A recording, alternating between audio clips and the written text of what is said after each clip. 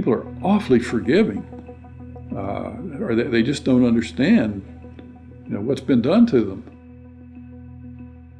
We are at an epochal shift. We're at a point where the West could tip into complacent and quite well off redundancy, or we could play a decisive role in the future. What the banks did was reprehensible. That was why there was the outrage at the greed of the bankers when we gave them money that was supposed to help them lend to others, but they decided to use that money to pay themselves bonuses. For what? For record losses? We are governed by corporations today, often by corporations that don't have very much interest in the United States of America. I don't know what happened, man. What happened to the United States? It went so far in the ditch. At what moment did it all go bad? Was it disco? Was it Donna Summer? Is that what killed America?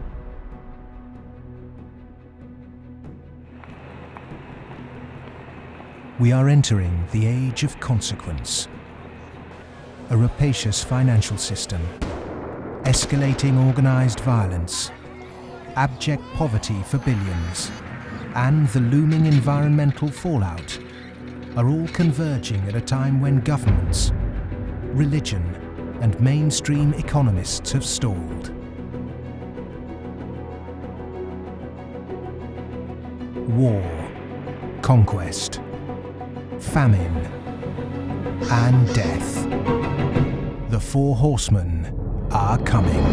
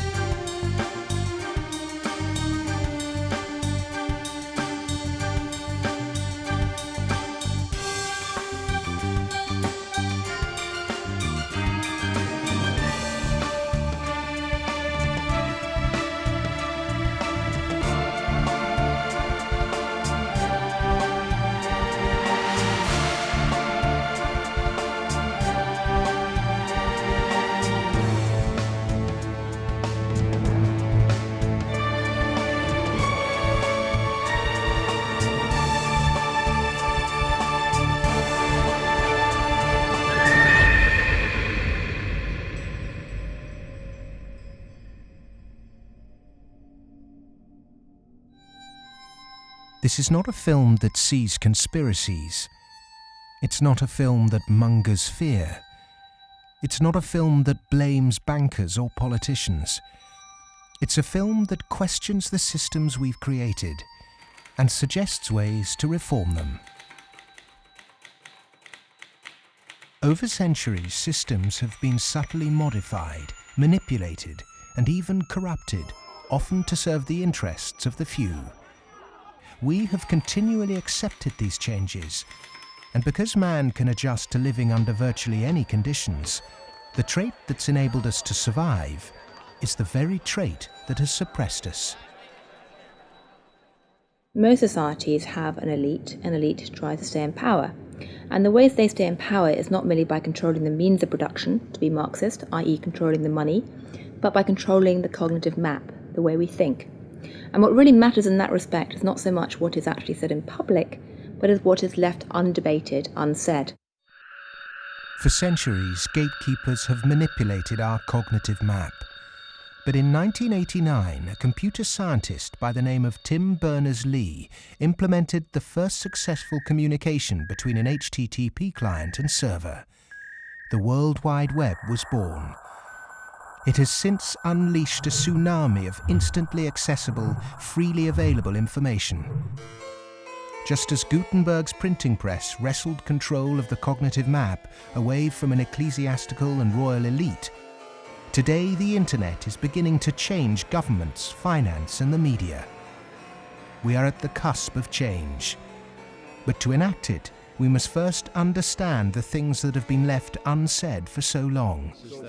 To do that, we need context from people who speak the truth in the face of collective delusion. Because to understand something, is to be liberated from it.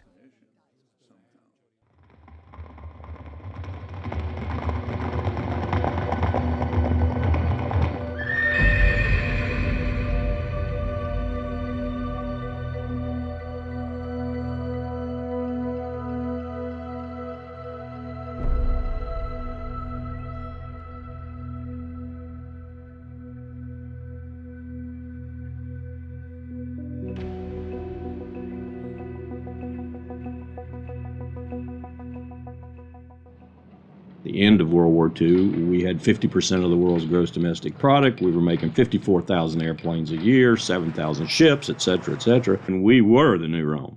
And we recognized it and devised a power management scheme in the 1947 National Security Act to, we thought, manage it. And it worked fairly well during the Cold War.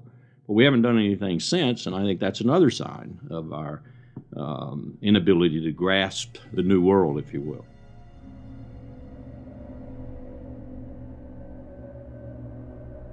Empires do not begin or end on a certain date, but they do end, and the West has not yet come to terms with its fading supremacy.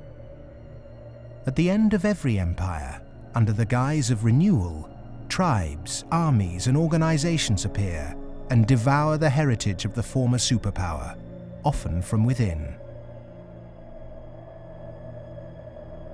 In his essay, The Fate of Empires, the soldier, diplomat, and traveller Lieutenant General Sir John Glubb analysed the life cycle of empires. He found remarkable similarities between them all. An empire lasts about 250 years, or 10 generations, from the early pioneers to the final conspicuous consumers who become a burden on the state. 6 ages defined the lifespan of an empire.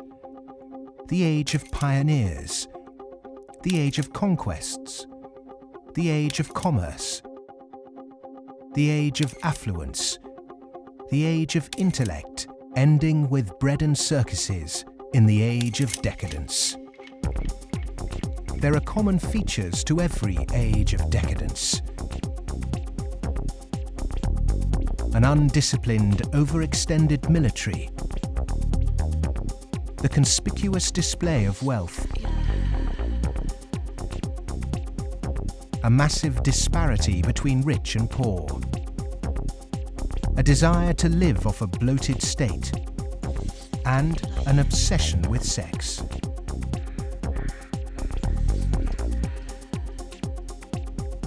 But perhaps the most notorious trait of all is the debasement of the currency. The United States and Great Britain both began on a gold or silver standard, long since abandoned. Rome was no different.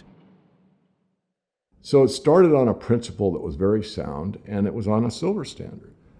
But as it corrupted further and further and further, the Roman denarius got to the point where it was basically a copper coin, and they learned how to plate, and it was washed in silver, and in circulation the plating came off. And at the end, all the senators that really did at one time represent the people only were interested in representing how much wealth they could steal at the top. Great empire wealth always dazzles, but beneath the surface, the unbridled desire for money, power, and material possessions means that duty and public service are replaced by leaders and citizens who scramble for the spoils. Historically, all the signs of the demise of empire are beginning to develop. Some are more trenchant than others. This current financial and economic crisis, that sort of thing always accompanies the demise of empire. The people of Rome were constantly being distracted by the gladiatorial events, and the politicians knew that they did this. Whenever there was unrest among the people, they had a huge event going on, and they created a new event with lots and lots of gladiators, and every day we're doing that. That is a common trait of declining empires. And so today in the United States, for example, you find a tremendous emphasis on all kinds of television programs that distract people from what's really going on. Sports is a big part of that, as it was in the gladiator times. In essence, we've been lulled into a lethargy, and we've accepted it. Just as our sports stars today earn vast sums, so did Roman charioteers. In the 2nd century, one by the name of Gaius Apuleius Diocles amassed a fortune of 35 million sesterces in prize money, equivalent to several billion dollars today. Strangely, perhaps, there's another profession that is disproportionately hallowed as an empire declines. The Romans, the Ottomans, and the Spanish all made celebrities of their chefs. And this again is typifying the end of an empire, where things were so great, we have this last oomph of momentum that we used to be great, and we felt great, and we don't feel it anymore. So everyone is out searching for it. Well, maybe it's in the best food, or the best clothes, or the best music, or the best movies, or a reality TV show, or another magazine. But you can never get enough of what you don't need. What you need is a strong moral conviction that is pervasive throughout the society, and integrity reigns. There's a vast apathy. There's a vast amoralism, even a political nature to it. That is to say, there are vast numbers of people who don't give a damn. And so there's this natural, I suppose, entropy. Any living organism, which an empire is, of course, over time dies. Question is, how does it die? Does it die in a violent cascade of events, or does it die over a long period of time? The baby boomer generation were born into this age of decadence. Perhaps unwittingly, they've broken the unspoken intergenerational contract. Through unfettered consumerism, spiraling house prices, and a desire for eternal youth, the baby boomers have squandered future generations' inheritance. My generation, the generation right after my generation, I think we forgot that little phrase in the preamble to our Constitution, which says, "and our posterity." All of a sudden it became us, period. The baby boom generation, which I'm a part of, has gone and done the biggest misallocation of capital in the history of mankind. We have had cheap oil, or cheap energy is a better way to phrase it. We've had an abundance of ideas, and we have chosen a system and perpetuated it that is probably one of the worst ways to use the blessings that were bestowed upon us.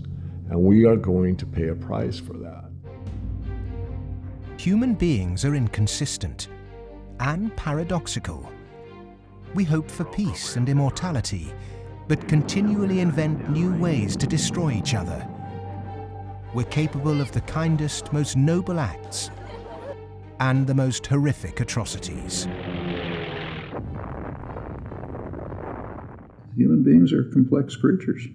I mean, for example, we're capable right now, at this minute, of acting in such a way as to make it likely, if not certain, that our grandchildren are going to face terrible disasters. And we're consciously acting to accelerate that likelihood, even though we all love our grandchildren. How can you be more contradictory than that? In spite of all the economic activities of last 50, 60, 70 years since the Second World War, and all the industrialization, we have not yet managed to solve the problem of poverty, deprivation, hunger, malnutrition. Millions of people every night go to bed without food, and millions of people are throwing away their food. Waste on the one hand, and poverty and deprivation and hunger on the other hand.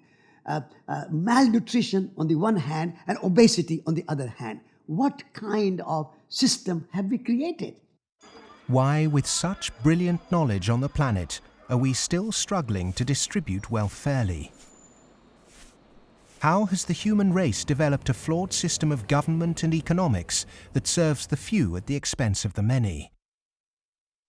And with such poverty in an age of plenty, why have we not had the will to change such a vicious social structure? Greed is the fundamental kind of ingredients for the immoral economy. The problem is not that there is not enough in the world. People say that there is a poverty, we have to create more wealth. There is enough in the world for everybody's need, as Mahatma Gandhi said, but not for anybody's greed. But is it just greed, or does it go deeper than that? Is the problem systemic?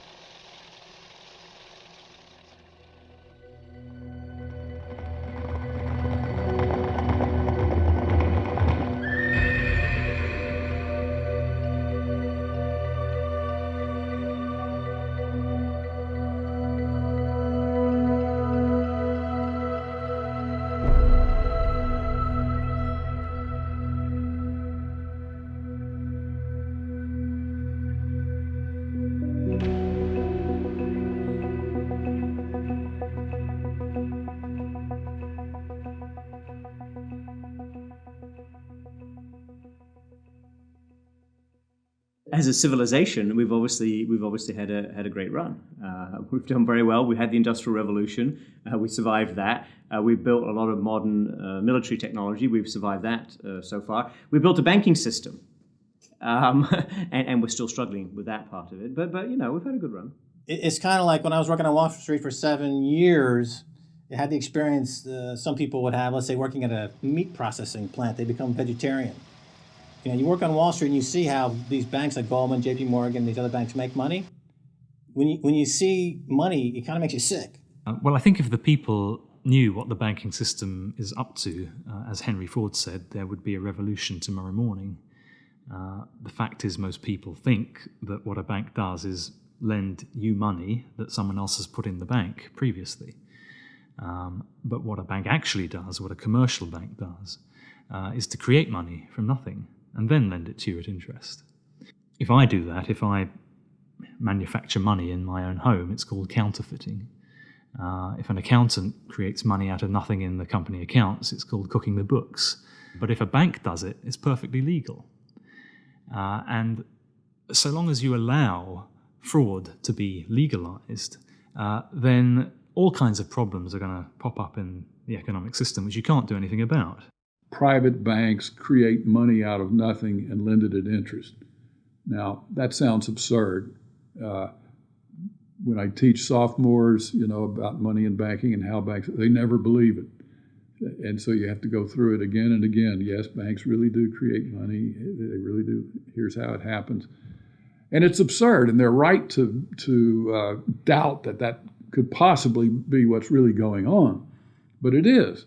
Now, if the banking lobby is very strong, they're going to say, well, we don't want to change the system. We're making so much money out of it. What we have to do is, A, try and convince the people that it's their fault, that their wage claims are too high, and that's why we're having lots of inflation, or people are speculating on housing, and that's why house prices are going up.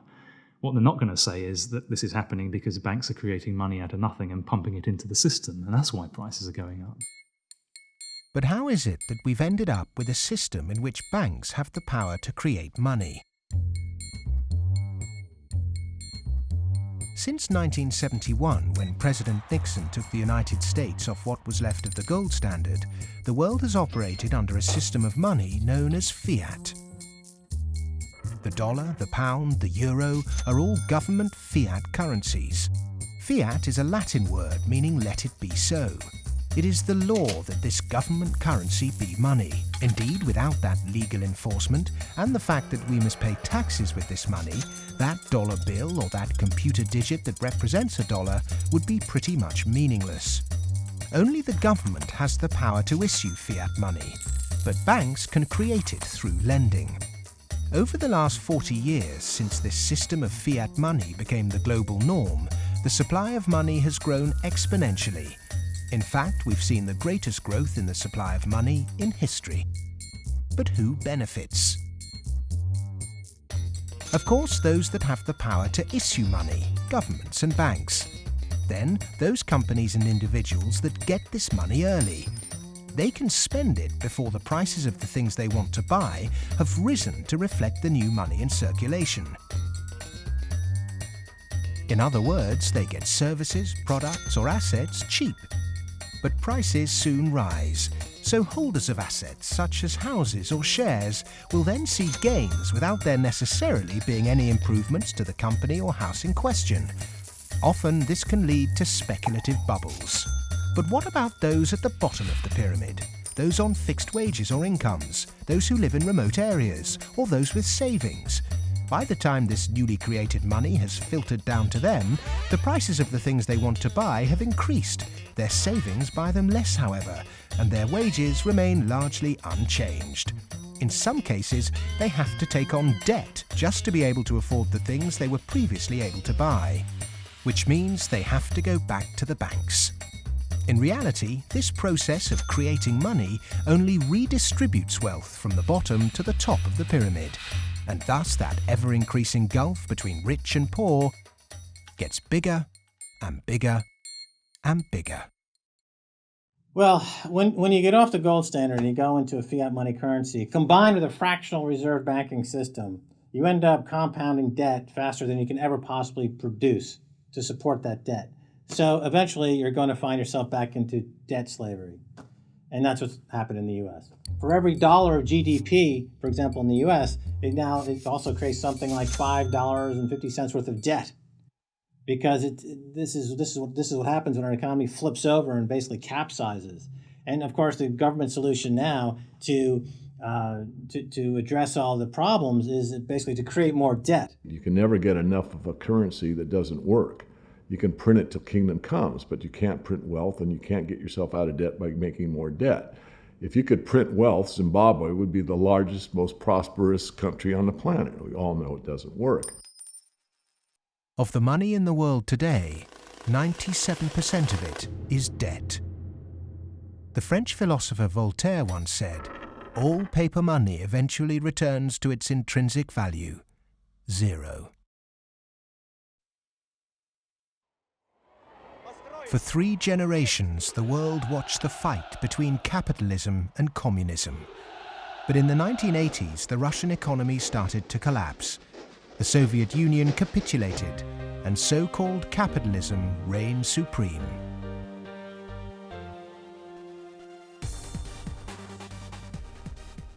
Before 1989, we had a battle between communism and the market. And in that battle, there was a sense of, let's not expose the flaws in the market economy. This is too important of a battle that you don't criticize our team while we're fighting their team. And their team, associated with authoritarianism, with a failure to deliver well-being to their society, it was very clear that if you had to choose between these two, which was better? Communism failed first for various reasons. I think it was inefficient, human rights, lack of respect, so forth. So capitalist West has been continuing in a triumphalist mode, thinking, our adversary has failed. That means we're doing everything right. Both systems are trying to do something which is fundamentally impossible, grow forever. And they're both going to fail. One failed first. Capitalism's going to fail later, or it's failing now. America right now is in a very interesting position because in the past 200-300 years of its history, it's a culture and country which has almost always existed on the assumption that resources could be expanded. If there was a problem, you always try to deal with it by expanding the pie. Go west, young man. Make the pie bigger so that everyone's got a bigger piece. Now it's faced in a world where possibly resources are beginning to be more constrained, and where it's going to have to divide up that pie and inflict pain on people. And that's something which it is not well prepared for. How has the country moved so far from the intentions of its founding fathers? How has the American dream become so distorted? Over the last 30 or 40 years, capitalism has taken this extreme form. And a lot of it goes back to the economist Milton Friedman from the Chicago School, and Ronald Reagan and Margaret Thatcher and others buying into these policies that really encourage people to take on huge amounts of debt, encourage privatization, smaller government supposedly, although bigger military, so actually the government spending goes up. Deregulation, getting rid of rules that govern the people who run our institutions, especially our corporations. It's as though we suddenly are supposed to believe that the human beings who sit at the top of corporations don't need to be regulated. They're some sort of gods. Milton Friedman, his protégés the Chicago Boys, and the neoclassical ideology beat the classical approach to economics and became the framework for what we today call capitalism. There are two main competing economic approaches which determine how we humans manage the world and distribute wealth. These are the classical and neoclassical schools. The classical school favours less government interference, more personal autonomy, and recognises that humans cannot function without natural resources. The neoclassical school, which has a more dismissive view of natural resources, thinks government should rule the economy, solve social problems, and leave the free market to look after the distribution of wealth. The neoclassical school emerged around 100 years ago due to vested interests' desire to protect their assets. This meant that neoclassical mathematical models and assumptions were divorced from reality. They're based on what ought to be, instead of the classical models which are based on what actually is. It's these neoclassical models, which favour large corporations, that have been used to legitimise the financialisation of the global economy. Championed by Ronald Reagan and Margaret Thatcher, neoclassical economics still dominates policy-making today. The Reagan Revolution, as we call it in the United States, obviously the Reagan-Thatcher Revolution, if you think about it more globally, was a big change in power structure and a big transfer of opportunity and wealth. Now, it's not that the poor gave it to the rich. It was a transfer within the well-to-do. So that the financial sector, in particular, in the United States, for example, but also in the UK and some other places, became vastly more profitable. And wages in that sector went up a lot. I mean, we focus on bonuses, but it's also base salaries went up a lot, overall compensation. So there's a transfer from the non-financial part of the economy to the financial part of the economy that actually is unprecedented as far as we can see in any of the available data to us. And I'm talking about all of recorded human history. In 1932, in the aftermath of America's great stock market crash, a piece of legislation was passed to protect society. The Glass-Steagall Act was introduced to separate ordinary high street banking from investment banking. 67 years later, in 1999, under the influence of Treasury Secretary Larry Summers and his predecessor Robert Rubin, President Bill Clinton repealed the Glass-Steagall Act. Once again, banks could take ordinary depositors' money and speculate with it on virtually anything they liked. Wall Street has become a very particular type of casino. And it's unfortunately not the kind of casino they have in Las Vegas, which is, perfectly legitimate form of entertainment. It is a casino that has massive negative repercussions on the rest of society. So it's not just losing your money on a few wild nights. It's about the way in which those organizations lose their money, impacting the whole of society, leading to a massive loss of jobs. This unfettered gambling pushed the entire global financial system to near collapse. With balances and debt obligations larger than the GDP of entire countries, the banks had become too big to fail. The West was unprepared, and bankers met their reeling and disorientated governments. You have to bail us out. We need money. If you don't give us the money, the whole thing goes down. And what are you going to do with millions and tens of millions of people who have lost everything in their bank account? You will have a revolution on your hands. So fork over the money. Borrow the money, create it out of nothing, and give it back to us, and so that we can face our problems and not go under, or otherwise. And this is what Mr. Hank Paulson did in the U.S. Congress. He went there one day and he told them, well, look, we need $700 billion, and we need it now, or else. Is this system we call capitalism really capitalism? In a capitalist system, government is supposed to be small. But today the state is more bloated and invasive than it's ever been. Individuals and companies are supposed to operate in a free market. Good enterprise is rewarded with profit, and flawed enterprise with failure.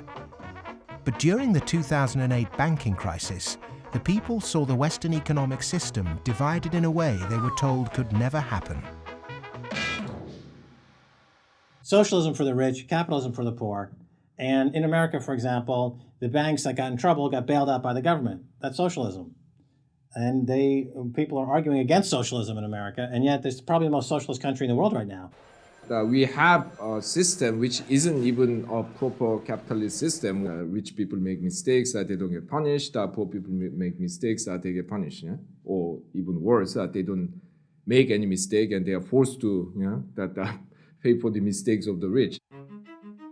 When the taxpayer is footing the bill for the misplaced speculation of bankers, then suddenly, instead of the economy serving the human being is now in perpetual service to amoral financial organizations.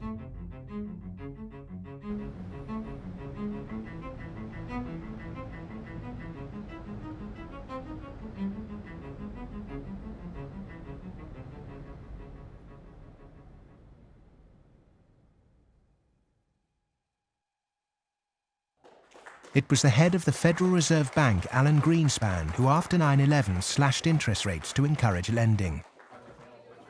Bankers needed new participants to keep cash flowing into a system that had become a global pyramid scheme.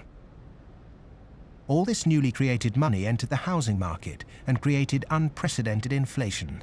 House prices rose and rose. New mothers were forced back into the workplace to service huge home loans, and the Anglo-American dream became all about land speculation. The housing market in the West isn't about ownership. The housing market in the West, because it's the only way ordinary people can get ahead, and ordinary people can't get ahead but by wages. What we've created is a mass bubble economics around housing. As that sucks in a huge amount of capital, takes capital for genuine innovations in the economy, and puts it into a speculative use that has no genuine productive outcome. It's interesting, if you talk to people in Germany, for example, they don't see a connection between owning a piece of property and being inclined towards being democratic. There's lots of people who rent their housing there, and they're perfectly comfortable with that arrangement. But it is true that in somewhat different contexts, both Mr. Reagan and Mrs. Thatcher pushed for more people to own housing. And actually, this is part of the problem, because if you push people to buy housing before they're ready, and if you push very dubious loans on them, and they don't understand what they get themselves into, you can have huge adverse repercussions, exactly what led to, in part, the subprime housing crisis in the United States. That's not anything to do with democracy, that's just a bad economic idea. The breakthrough that occurred around the year 2000 in the United States was when bankers found out that the poor are honest. And they realized that if you're poor, if you're not rich, you have a different set of values. And you think that a debt is a debt, and it's something that has to be paid. And that people will try to pay the debts that they're stuck with, even if the debts are not valid, even if the debts are much more than they expected, even if they really can't pay the debts. The lending and banking institutions, when they drew up contracts with interest rates, with flexible interest rates, I think they knew in the beginning that these problems were going to come back later on, where folks weren't going to be able to afford the mortgages as the interest rates increased. They put a lot of people in situations where they were taking food out of refrigerators, taking kids out of higher education. They're not able to afford college anymore. And it is making a really, really bad situation worse. The banks engaged in what was a criminal conspiracy to charge more to the blacks and Hispanics. The banks got together, backed the Bush administration to block the state prosecutions of racial lending in order to exploit and charge more to the minorities. These are loans which were made by one of the major lenders in the city and in this country, Wells Fargo, in which Wells Fargo targeted minority communities in the city, put borrowers into loans that they could not afford, put borrowers into loans that were of the subprime variety, therefore more expensive and less advantageous to the borrowers.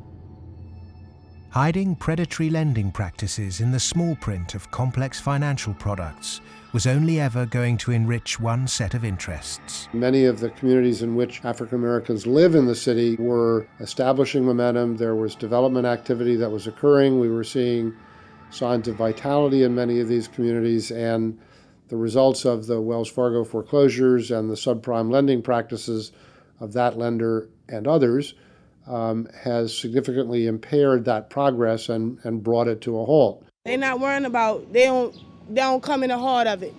Like, you in the heart of it, so you see. They don't really see the struggle if they don't come in the heart of it. They see the outside of it. That's like looking at the cover of a book and seeing the outside of a book, but if you don't go inside the book, then you'll never know what the book about. So they're not worrying about nobody else but themselves. And I think it's wrong, because if they come in the heart of it and they see it, they'll be willing to help. What happened in Baltimore is just one example of what is happening all around the world. One way to frame this injustice is by branding it a race issue. But when we look really closely, we can see that there is something at play here that transcends race: profit. Not an accident, for instance, that we had the deregulation in our financial industry that was such a disaster.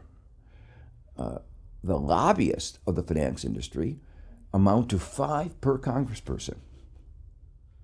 In other words, they pay 5 people for every congressman to explain to them, persuade them, that they should pass legislation that is favorable to the financial industry. The poor people who are devastated don't have the money. They couldn't hire 5 per congressman. So the way our democracy works, it's an unlevel playing field.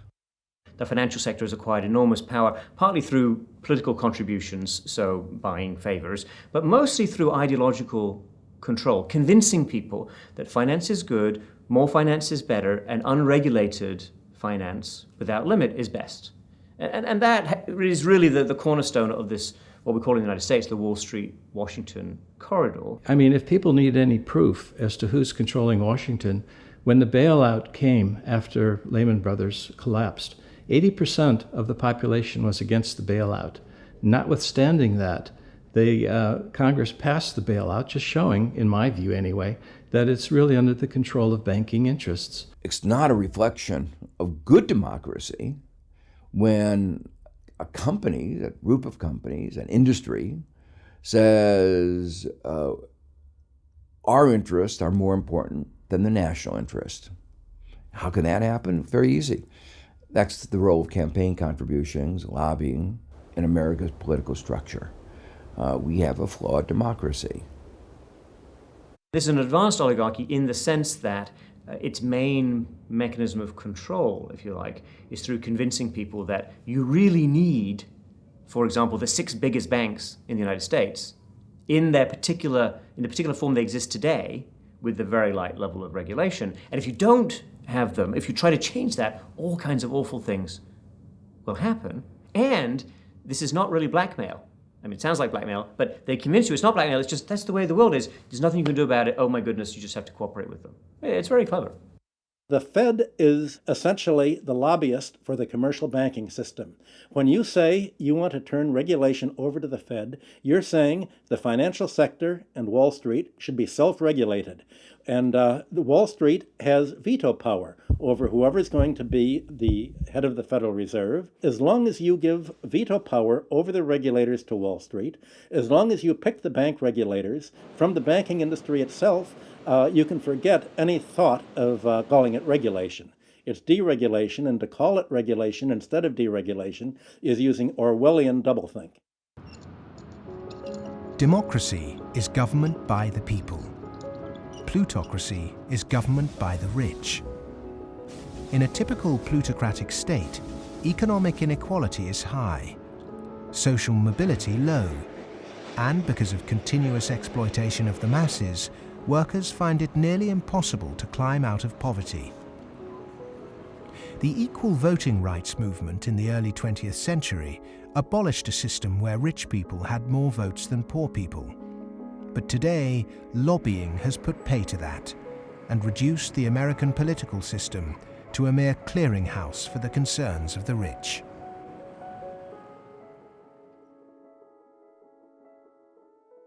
The Goldman Sachs machine is one of using profits to buy influence in Washington to change laws to make it easier to make money on Wall Street to be used to buy influence in Washington. So it's a self-reinforcing malfeasance machine that is continuing to grow as a parasite in the economy and continuing to kill the host. Famous for claiming it did God's work, Goldman Sachs is one of the most influential investment banks in the world.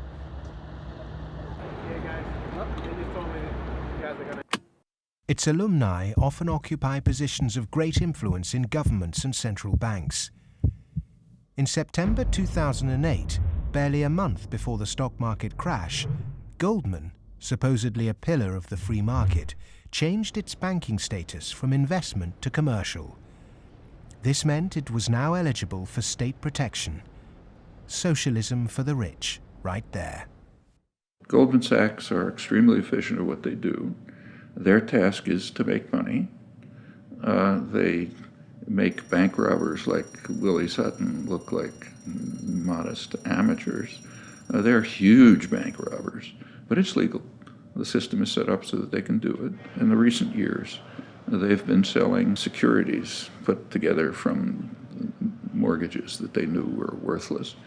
So they're selling these things to unwitting consumers, making a ton of money on it. Meanwhile, they're betting that they're going to fail because they know that what they're peddling is rotten.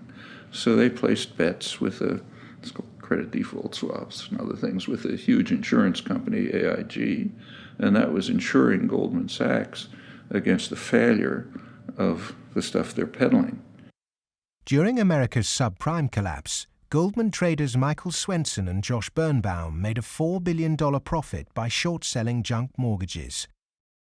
Backed by Dan Sparks, internally Goldman Sachs called their position the Big Short and bet against their own clients. Senator Carl Levin called Goldman Sachs chief executive Lloyd Blankfein to a Senate subcommittee to testify under oath. Much has been said about the supposedly massive short Goldman Sachs had on the U.S. housing market. The fact is, we were not consistently or significantly net short the market in residential mortgage-related products in 2007 and 2008. We didn't have a massive short against the housing market, and we certainly did not bet against our clients. Riding the Big Short in 2007 made billions of dollars for Goldman. And so far, they've got away scot-free with this massive heist. So they're now back bigger than before, richer than before, biggest profits they've had in history, huge bonuses. They're doing great. A lot of what they're doing has, in fact, probably maybe all of it, has almost nothing to do with the benefit of the economy. Can there be any objection to genuinely talented people earning big money if they bring something new and tangible to the world? If they take great personal risks with their own money and actually bring greater prosperity for all? In a free market, if I have a brilliant idea that I can run an automobile on grass clippings, as an example, and I produce that car, my motivation might be to make money. But if the market says, my goodness, this is the greatest automobile ever invented by mankind, and I make $1 billion, I've not only served myself, but I have served everyone else that needs transportation. And that is the brilliance of a free market, is that paradox that you can serve yourself and simultaneously serve others. And that's what it's all about. But how many of the general public have achieved greater prosperity through a banker's bonus? It was against the holy backdrop of St. Paul's Cathedral in London that Goldman Sachs vice chairman and mouthpiece Lord Griffiths gave insight into how certain bankers really think. The devoted Christian defended extortionate bonuses. I'm not a person of despair, I'm a person of hope. And I think that we have to tolerate the inequality as a way to achieving greater prosperity and opportunity for all. The fundamental Christian view, and I would say of Islam as well, and certainly of Judaism, is that wealth is to be shared. money has to be shared. You can't take it with you. And from that develops a whole lot of stuff about justice and the economy and so on. And we've lost that, and instead we've got people accumulating more and more. And I just think it's disgusting that people have lost their homes, they lost their jobs, they can't pay their mortgages from bankers who made a big mistake and then paid enormous bonuses. I'm sorry, that is simply wrong. And I can't understand why we are not more vociferous about that. When rich people tell you that they specifically have to be rich through these egregious rip-off mechanisms, that's just self-serving propaganda and it should be disregarded. It is true that when you organize human society, some people get ahead and some people struggle. That's a natural mechanism. But saying, oh, we've got to have inequality, therefore Goldman Sachs must be organized along the following lines, that's a complete non sequitur. At what juncture, at what point does morality enter into the economic calculus? In a way, many people think that Adam Smith gave us a free pass, a way not to think about morality. Because what Adam Smith said was that individuals in the pursuit of their self-interest are led as if by an invisible hand to the general well-being of society. Now let me make it clear, Adam Smith didn't really say that. That is to say, Adam Smith was very much aware that businesses, when they got together, conspired against the public interest, raised prices. He was aware of monopoly. He was aware of the importance of education that the private sector couldn't provide. So he himself was aware of all the limitations, but his latter-day descendants have forgotten all those caveats. Adam Smith was the godfather of classical economics, but since its publication, his work has been used as a political football, financiers twisting his words to suit them. Lord Griffiths advocates ruthless individualism to push this idea that if bankers get rich, then we get rich too, through a process known as trickle-down economics, or Orson Sparrow theory. If you feed the horse enough oats, some will pass through to the road for the sparrows. The idea is that extreme wealth concentrated on a small minority will eventually trickle down to everyone else. But it doesn't work. Because by the time the money reaches the people at the bottom of our money pyramid, it's lost its purchasing power.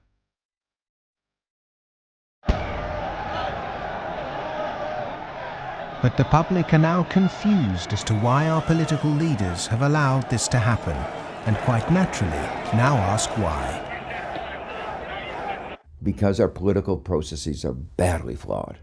They're badly flawed because of the dependence on lobbyists, on campaign contributions. So that's why, my view, and a view I think of a lot of people, is that we have to restructure our political processes to give more voice to the ordinary citizen and less voice to the interest group, to the moneyed groups, to those who have taken such a large role in shaping our tax code, our regulatory regulations, and so forth.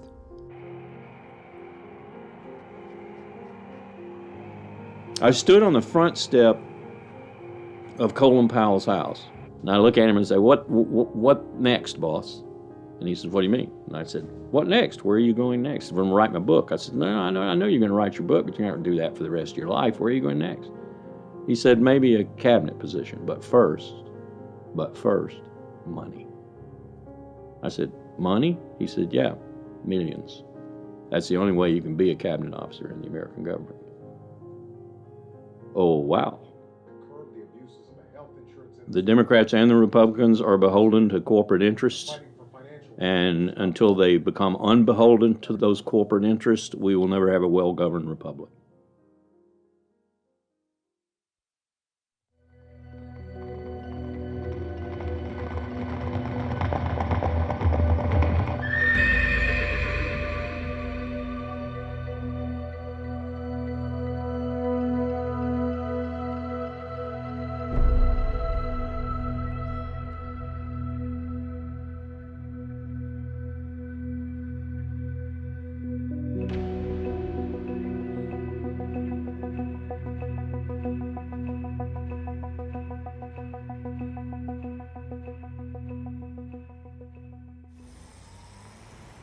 The inherent inequity in our system of money, banking and politics has not just had consequences domestically, but also on a massive scale globally.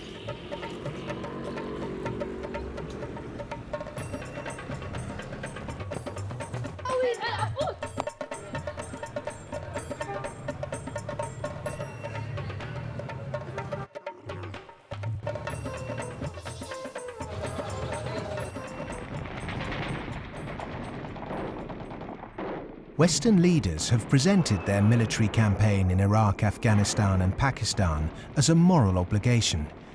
But are there other reasons for it? The first financial beneficiary of America's foreign policy is the military. In particular, those who supply it with arms and equipment. The military has won wars, but how successful has it been in its bigger aim to eradicate terrorism? The drone attacks not only failed, but they've created extra extremism. They've helped in radicalization of youth in the northwest frontier and also in certain parts of Punjab and Pakistan. And because time after time, and sometimes, there's a feeling that America does this deliberately to destabilize Pakistan. I'm not so sure about that, but I certainly think those people who actually support this policy, every time you kill 10, the so-called terrorists, you create 500 more because they see the drone attacks as an attack on a sovereign state of Pakistan. If they really wanted to flush them out, there was no need for a huge military operation in Swat, causing the entire district to become internally displaced persons. The population of Swat is 1.8 million. There are 2.3 million refugees in the country. The whole district has been emptied. This wouldn't have been necessary if they had carried out a surgical commando operation to get the militant leaders. But they allowed them to escape, all of them. After the military, the next financial beneficiary are those who win the contracts to conduct the rebuilding process. In the West, people might even feel optimistic when they hear that the US is pumping tens of billions of newly created dollars into developing nations to build infrastructure. But often this too doesn't seem to achieve the publicized goals. Is there another reason we give these countries aid? We economic hitmen have created the world's first truly global empire, and we've done it primarily without the military. We work many different ways, but perhaps the most common is that we'll take a third world country that has resources our corporations covet, like oil, and then arrange a huge loan to that country from the World Bank or one of its sister organizations. However, the money never actually goes to the country. Instead, it goes to our own corporations to build infrastructure projects in that country, power plants, highways, industrial parks, things that benefit a few wealthy families in that country as well as our corporations, but don't help the majority of the people at all.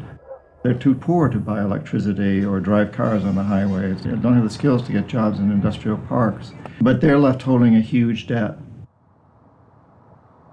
Infrastructure which has used heavy loans from the World Bank and IMF and made from grants from Western countries, they've all gone into benefiting the elite and the feudal classes. They have not benefited the people.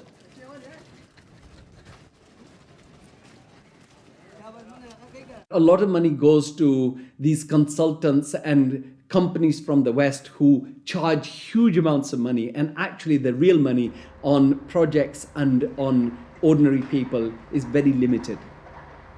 The masses have very little already. So those landlords who have the infrastructure and who are going to make money because of the infrastructure that is built through their roads, they will prosper. But the ones who don't have any resources, they've not had jobs, there isn't an economic activity for them in terms of manufacturing goods so they can sell and they can also prosper. When you don't have that, what do? They resort to joining the Taliban because they see the enemy coming in and taking away what little bit they have. President Obama, I understand, wants to invest $7.5 billion in Pakistan's infrastructure to alleviate poverty and, take away all the divisions and all the anti-American sentiment over here. Whatever his reasons are, we can do without it. In fact, it's the worst possible thing he can do. This kind of help is actually going to be a hindrance. It's just going to make matters worse. It will bring this contrived war and terror into our rural areas. How much of US foreign policy is genuinely altruistic? And how much is it influenced by the banks and corporations that profit so tremendously from it?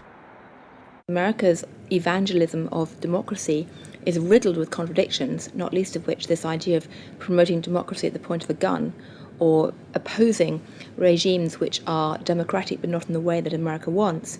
So too, this idea that America has been promoting free market capitalism has also been riddled with contradictions, because the reality is that American firms tend to make most money when countries are at the cusp of change, certainly American financial firms.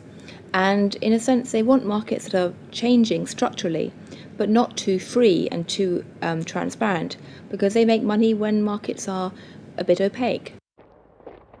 Is it any wonder developed nations are fighting in underdeveloped countries when so many are making so much money out of it, without ever really having to face up to or even witness the consequences of their actions? So what if 5 million kids died in Africa because of debt last year? I got a bonus of £1 million, and if I have that conversation, I've had it with some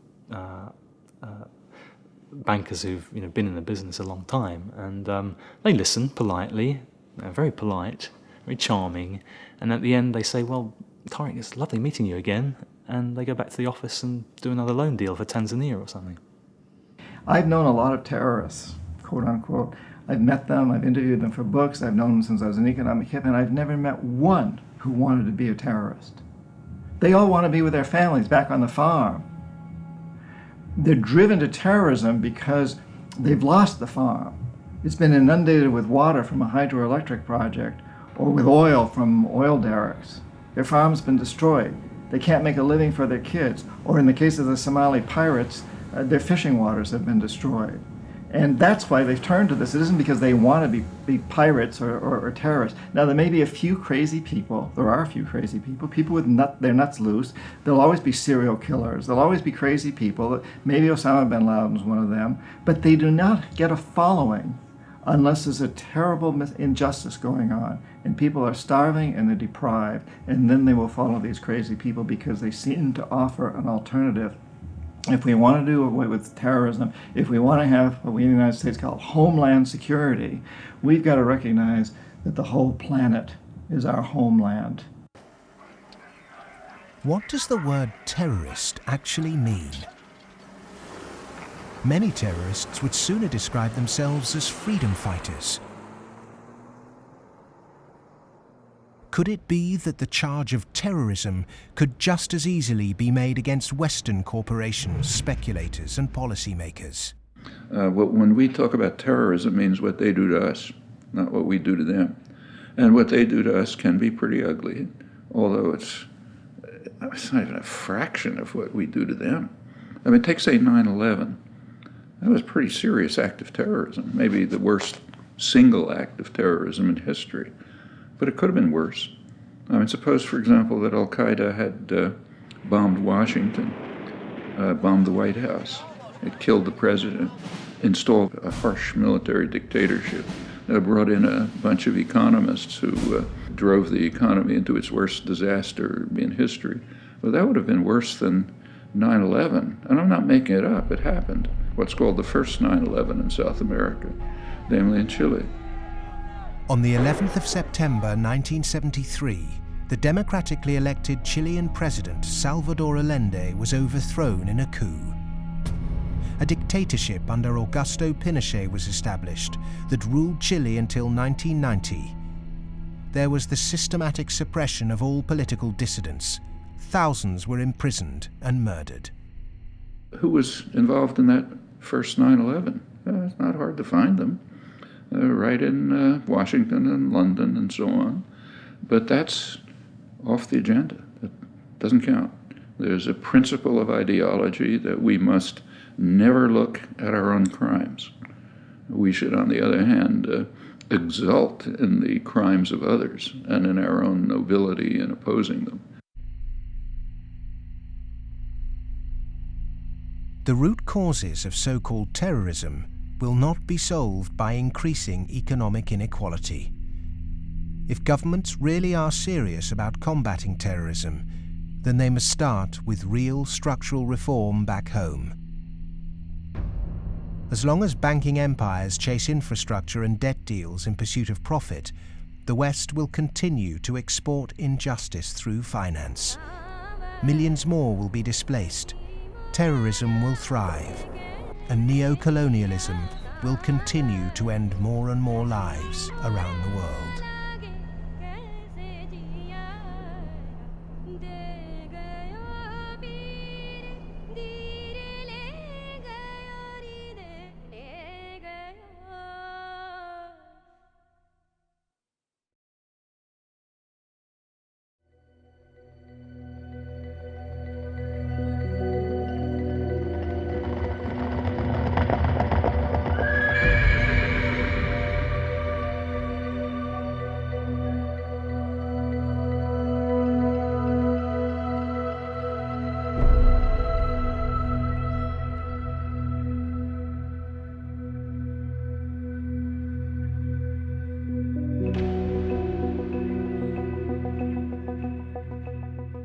What's happened is that we have moved from a relatively empty world to a relatively full world. That is, empty of us and all of our stuff to now full of us and all of our stuff. In my lifetime, the world population has tripled. And the populations of other things, of cars, houses, boats, all these other things that put a load on the environment too, just like human bodies, those have vastly more than tripled. So the world is very, very full of what we might call man-made capital. And it's becoming more and more empty of what used to be there, what we might call natural capital. We are the first generation, we in the rich developed world are the first generation to have got to the end of the real benefits of economic growth. For hundreds of years, the best way of raising the real quality of human life has been to raise material living standards. And that's what's driven the huge rises in life expectancy and increases in happiness and other measures of well-being. But all those have now come detached from economic growth. And although life expectancy continues to rise in the rich world, it's no longer related to the amount of economic growth a country has at all. And the same is true of measures of happiness and measures of well-being. The paradox is the more we grow, the more poverty we create. Our self-interested economic system seems to be continually missing a trick. So as we keep plundering the Earth's natural capital, is it time to rethink our Western definition of progress? When I look at the world, I look at it much the way Royal Dutch Shell looks at it. They have one of the best strategic entities in the world, private or public. And Royal Dutch Shell has posited two scenarios. One is called Blueprint and is obviously a planned corporate structure where world leaders get together and they think about things like energy transformation, planetary warming, and dwindling fossil fuels and so forth. The other is called Scramble. And Scramble is pretty much what it sounds like too. It's a mess. Interestingly enough, in 2075, the ending year for these scenarios, as I recall, we get to about the same place. It's just that Blueprint leaves a lot less blood on the floor. Scramble leaves a lot of blood on the floor as people fight for these resources and so forth. The reason oil companies are drilling miles under the sea is that the world's easily accessible oil has already been found and largely consumed.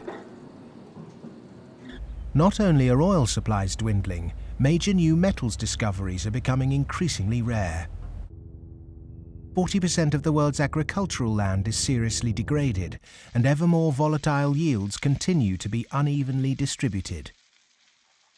It may be that the looming environmental threat is not global warming, but the exhaustion of the world's resources. We're going to have struggles for finding land sufficient to grow the agricultural products for what the United Nations says is going to be a 9 billion Earth population. We're going to struggle over non-renewable fossil fuels as they run out. I think Shell posits about 2075 they'll be gone. And we're going to struggle over things like water and other precious resources that are necessary to our life and to our economy. And this could be, as Shell says, a blueprint affair with world leaders working together to share and share alike. Or it could be a real mess, and Shell, incidentally, bets on the mess. Just like the baby boomers' failure to look to the next generation, our outdated competitive mentality for a world of depleted resources could have devastating consequences. Our economic setup encourages one-upmanship, competition and comparison, whereas the progress humans have made over millennia has been largely based on cooperation. In any species, in almost any animal, there is always the potential for huge conflict, because with any species, all members of that species have the same needs, so they might fight each other for food and shelter and nest sites and territory and sexual partners, all that kind of thing.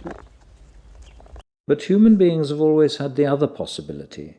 We have the possibility to be the best source of support and love and assistance and cooperation, much more so than any other animal. And so other people can be the best or the worst. You can be my worst rival or my best source of support. In a progressive society, to meet our common economic, social and cultural needs, we must move from globalization to localization. The benefits of a communal sense of fellowship, responsibility and purpose in a life driven by production, not consumption, would lead to happiness and satisfaction. Indeed, we must ask, have our modern consumerist lifestyles made us happy? I think if one had been living in the 19th century and somebody had told you that 100 years later people were going to be living in this extraordinary wealth and comfort, with central heating and being able to throw away such a high proportion of our food as we do, we'd imagine that we'd be living in a state of extraordinary social harmony and everything would be rosy. And it's really quite remarkable, the contrast between, if you like, the material success of our societies and the social failure. The growth economy demands that we make consumption a way of life. He who dies with the most toys became the ambition, and retail replaced spiritual satisfaction. Unsurprisingly, sales of antidepressants skyrocketed. The fact is that the world economy over the last few years, a good share of my lifetime, has been built either on the military or on producing items that most people don't need and really don't even want when you come right down to it, but we all got to have them. Consumerism is driven by our extraordinarily social nature, that we want to have the stuff so we look good in other people's eyes. It's because I experience myself through other people's eyes, the feelings of shame and embarrassment or pride and maybe feeling envied, all those things. So, the goods are just a way of, if you like, mediating the relationship between yourself and others in this extraordinarily alienated hierarchy. What's really suffered is human relationships, family life, the things that really matter to us. And in the end, the only thing that makes human beings happy isn't money. It's very clear that past a certain level, you only get marginal gains from wealth. What really makes us happy is other people. It's our relationship with other people that's really been damaged by the last 30 years.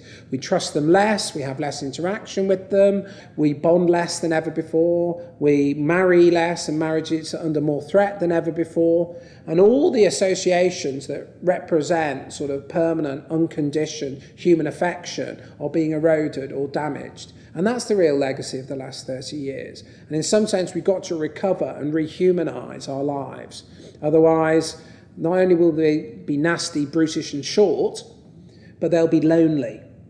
The West is coming to the realization that its human project is failing. The West was so convinced that if you push people to achieve as individuals, the accumulated achievement of individuals would make for a successful society. And what the West is now beginning to realize is that the individual achievement, without incorporating the vulnerable community, is a myth. The idea was make your own life, be individually aspiring, and then you'll be individually achieving, and then you'll be individually prosperous, and then you'll be individually happy. You end up doing that in a glass jar. And the glass jar has a limited height, and it's encapsulating, and in the end, you die of lack of oxygen. Human beings are alive because they seek attachment and because they're propelled by affection. So the isolated, achieving individual in the end implodes. In order to find a purpose in life, it has to be outside yourself. It matters not how you construct it outside yourself, as long as it's a positive value added to society pursued. But it has to be outside yourself. It can't be yourself. If you're pursuing yourself, you're pursuing the abyss, as Nietzsche said. You are going to wind up in the abyss.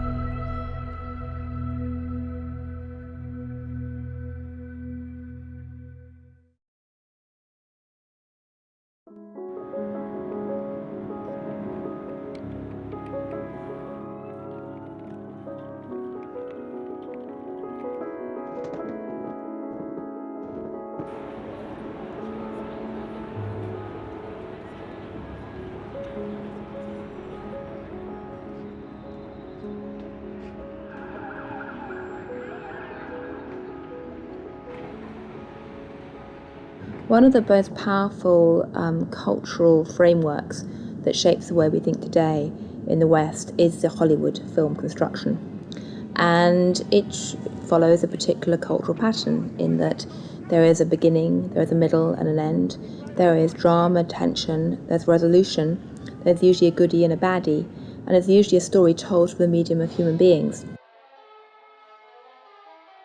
This Hollywoodization of the way that people communicate and the way they tell stories about themselves and view their recent history has very much impacted how we look at the financial crisis, in that people look at the beginning, the middle and the end. They look at the drama around Lehman Brothers and they wanted, say, a resolution, and they wanted baddies, they wanted sacrificial victims as well. So people have focused on a few individuals. And the idea that somehow it wasn't just one or two individuals who were at the root of the problem, it was a systemic problem, that actually almost everyone who participated was in some way guilty, either of outright negligence or simply failing to ask the right questions or simply failing to ask why money was so cheap for so many years. The idea that it was a systemic flaw is something which is very hard for people to grasp and even harder to depict as a good story. Perhaps there is this feeling of helplessness because we don't understand what the real problem actually is. Cleansing a few bad apples will not rectify the flaws at the heart of the Western economic system. A system that should be protecting people is in fact the very thing that's enabling our Four Horsemen to ride with such vengeance. The modern-day Four Horsemen: a rapacious financial system, escalating organized violence, abject poverty for billions, and the exhaustion of the Earth's resources, are riding roughshod over those who can least afford it. They gallop unchallenged because the cognitive map that's been put in place by our schools, universities, and our media does not encourage us to question accepted norms. Instead, there is apathy. In a sense, I think we're rather depressed societies. We've got used to the idea that there's nothing that can be done. There is no alternative, that, we're never going to deal with these environmental problems and we live in a dog-eat-dog society and that's it.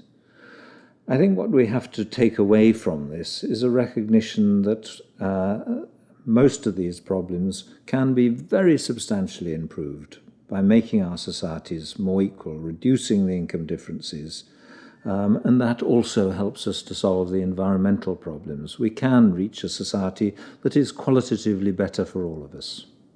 Well, the apathy is sort of engineered because you don't have any discussion of this in the public media. Hardly by surprise, the public media are owned by the real estate and the financial interests, and they're not going to explain to people the integration between the financial, insurance, and real estate sectors, the FIRE sector. There's this disinformation going on, passing the buck, denying what the real driving factors are.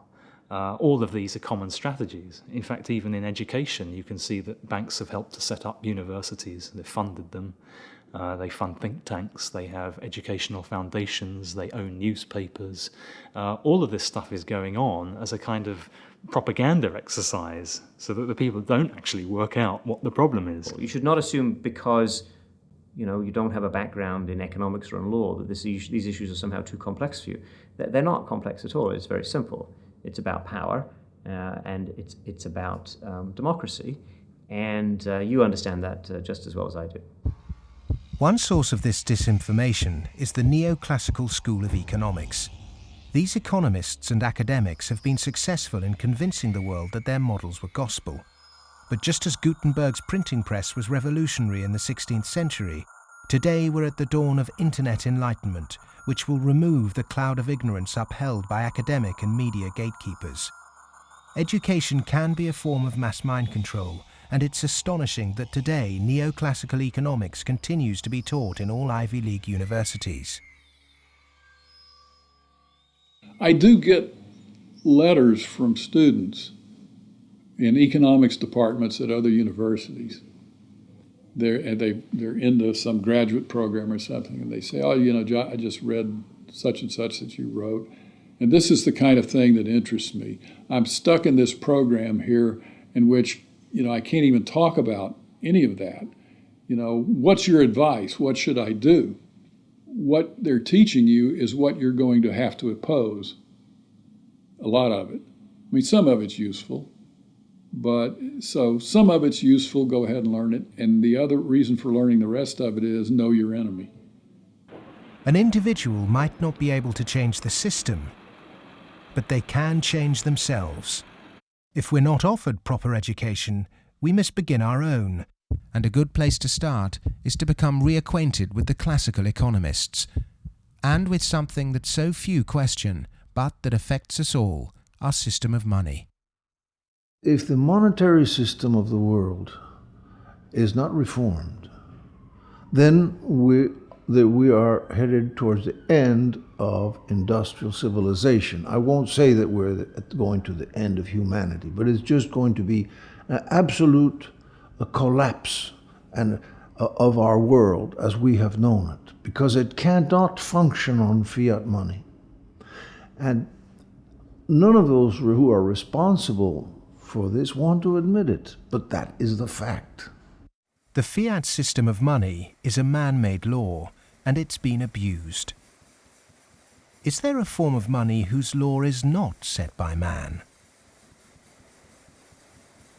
When you look at natural law and gold, I sort of describe gold as being a natural form of money. All of the gold that's been mined throughout history still exists in its above-ground stock. About the size of 2.5 Olympic swimming pools if you put all that gold together in one place. The key is that this above ground stock of gold grows by about 1.75% per annum, which is approximately equal to new world population growth, and is approximately equal to new wealth creation. So as the net result of this is that you have this very good consistency in gold's purchasing power over long periods of time, because the supply-demand equation is very much in balance. To achieve human liberty, you really need to have sound money, and gold is the only way to do that, because only gold is outside of the control of politicians. With modern man-made monetary processes, a chronic excess of debt has built up at every level of society. Debt is now regarded as normal. It isn't. It's a form of slavery. But how much do we question our debt? And what should we now do about it? The classic example, most recently, of a debt cancellation was the German economic miracle in 1947. The Allies canceled all domestic and international German debts, except for the debts that employers owed their employees for the previous few weeks, and except for a basic working balance that everybody was able to keep in the bank in order to buy food for the next few weeks or so. Essentially, you would follow the 5 or 6 pages that the currency reform of 1947 did in Germany. You would start with a clean slate. That means that everybody would own their property free and clear. And the problem here is that you'd wipe off the savings that are the counterparts of that. That actually would not be such a bad thing if you look at the fact that the wealthiest 1% of Americans have concentrated an enormous amount of wealth in their own hands, more than at any earlier time since statistics have been kept. Our system of taxation also needs addressing. Currently, we're taxed on what we produce. Perhaps it would be more progressive to tax what we consume. How many American people realize that the Founding Fathers never intended Americans to be taxed on their labor? In other words, they weren't meant to pay income tax. The tax system that was exported from Britain, a relic of colonialism, has duped the world. The most important element of a tax system is to do what everybody expected to be done in the 19th century, and that is to base the tax system on land taxation, on the free lunch of land value, and on what John Stuart Mill called the unearned increment, the income that landlords made in their sleep, as he put it. Who made oil in the ground, coal or iron ore? These are things which are not the products of human effort. Of course, extracting them is, but their existence is not. And so the rents from natural resources are a wonderful source of taxation.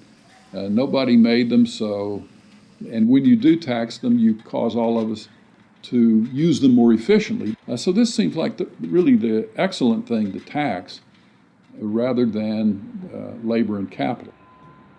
If the governments used this land site value that's supplied by nature, not by human labor, not by personal enterprise, then the government would not have to tax wages in the form of income tax.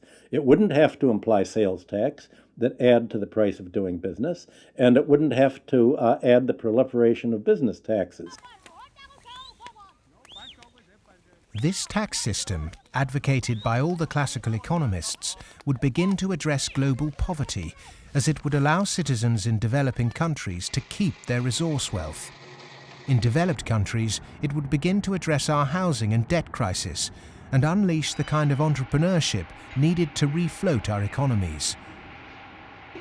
Perhaps we should also resurrect another timeless principle for workers that was promoted during the Industrial Revolution. Well, the idea that people who work in a plant ought to own it is just deeply built into working class culture. So right around here at the early Industrial Revolution in the late 19th century, working people simply took for granted that, yes, of course, the workers should own the mills in which they work. Anything else is an attack on our fundamental rights as free citizens. They also took for granted that wage labor is hardly different from slavery. It's different only because it's temporary, and then you can be free. One of the ways you can be free is by owning your own plants. That was not an exotic view. That was Abraham Lincoln's view. In fact, it was a principle of the Republican Party in the late 19th century. It's taken a lot of effort to drive those ideas out of people's heads, but they're still there, and they are very relevant. It was the Greek philosopher Plato who said the ratio of earnings between highest and lowest paid employee in any organization should be no more than 6-to-1.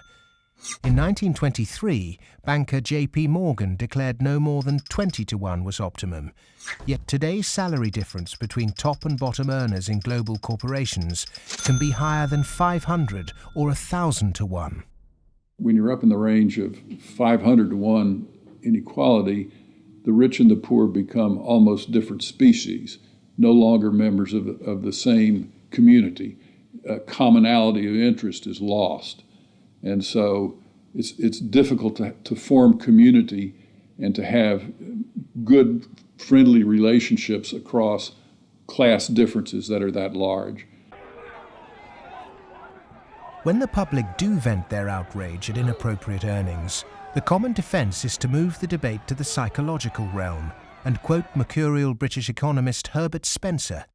He coined the phrase survival of the fittest, and his words are now used to justify excess. Competition in business is a good thing, but the playing field must be level. Monopolists have too much because the system they game is rigged. Under the current economic setup, the fitness of the vast majority of the world's population is irrelevant. Those that are made to pay for this crisis are not those that caused it. But those who caused it, for survival, will no doubt try to marginalize this film as socialist or even Marxist. I'm a capitalist. I'm a business person. I believe in the basic principles. That's why I'm completely appalled by seeing these principles destroyed by monarchs, monopolists, who have totally destroyed the system from within on Wall Street.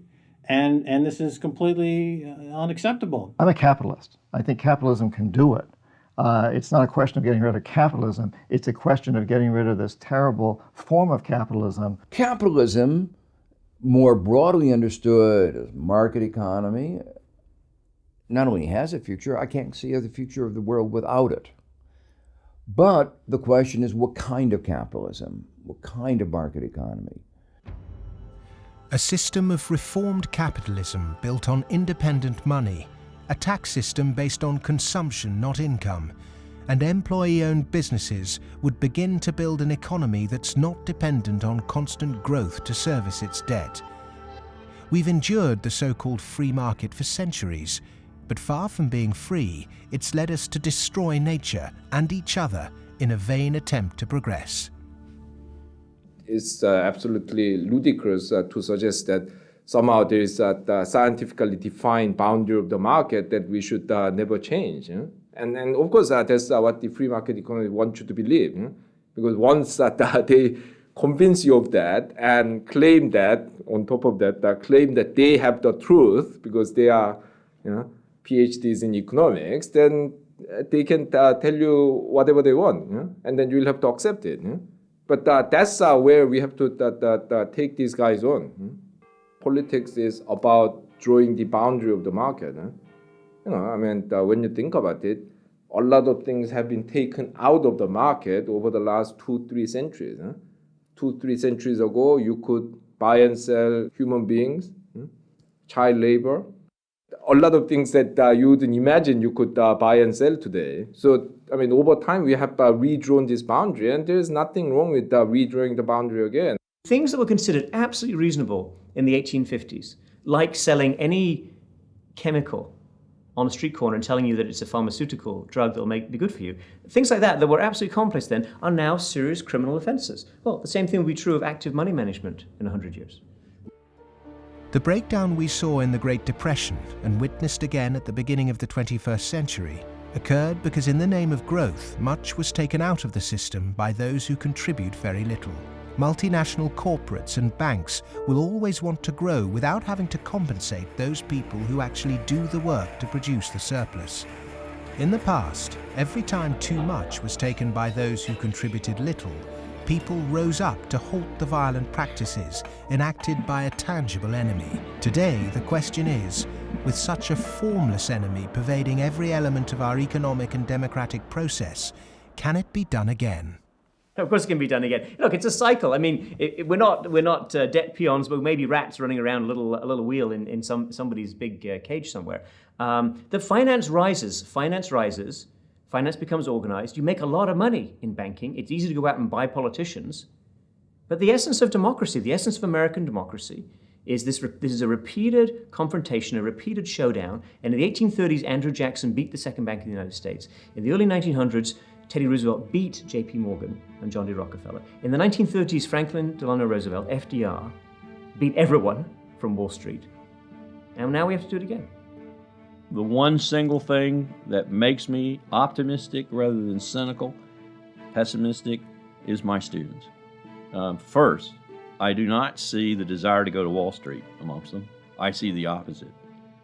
Second, I see a disdain amongst them for people who are motivated. Not just they don't want money, I see a disdain amongst them for people who do just want money. The crises we face today are created by humans. And what is created by humans can be changed by humans. So we are all capable of transforming our world. Revolutions are philosophical. Getting organized and preventing the culprits camouflaging the real problem means it's possible to embark on a bloodless revolution against the violent organizations and barbaric leaders who've trashed the economy.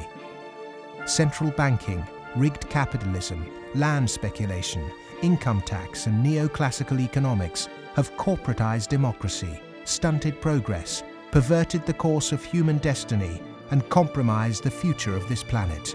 If these issues aren't addressed, then the next implosion will be on a scale unimagined. Whatever the propaganda, at the beginning of the 21st century, central banks' unregulated cheap money pumped up land values, which created an unsustainable asset bubble in a world that once again operates a rigged tax system that enriches entrenched privilege. Neoclassical economics have ruined life for the bottom billions, tempted everyone into intergenerational conflict, and created massive suffering that has no limits. Human beings go mad in crowds and come to their senses slowly and individually. History is littered with examples of people who threw themselves off the yoke of oppression to adopt radical change, only to end up with popular new rulers that maintained the status quo. To really understand something is to be liberated from it. Dedicating oneself to a great cause, taking responsibility, and gaining self-knowledge is the essence of being human. A predatory capitalist's truest enemy and humanity's greatest ally is the self-educated individual who has read, understood, delays their gratification, and walks around with their eyes wide open.